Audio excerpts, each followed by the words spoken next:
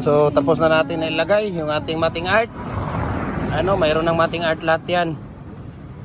So punta tayo dito sa ating tawag dito sa ating ratio ng ating buhangin. Ayan. So ito yung isang karatilya natin, yung isang wheelbarrow, okay? So 3 wheelbarrow lang po, no, ang gagawin natin, at saka isang bag na simento. 3 wheelbarrow or 3 karatilya. Pag wala kayong wheelbarrow, ang sukatan niyo dito ay bag ng empty cement. 2 bag na empty cement yung laman ng isang wheelbarrow. Okay? Ayan. Unang hulog. Tapos ang gamit natin dito na buhangin ay screen sun. Okay?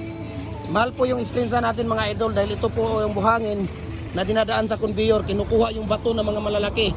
Ibig sabihin yung 3/4 pataas na bato kinukuha, ang kasama lang niya 3/4 pababa na mga bato. Ayan, no?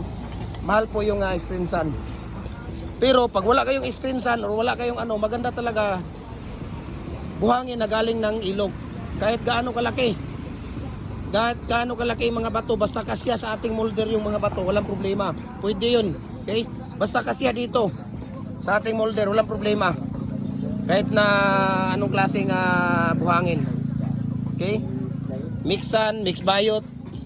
Yung mga kung walang mixan saka mix bayot, kung mayroon kayong tawag dito, yung pine sand, yung pinong-pino na mga bato, pinong-pinong buhangin, pwede nyo haluan ng 3 sako na pinong-pinong buhangin at saka 3 sako na bato, yung gravel, no? Pwede yun.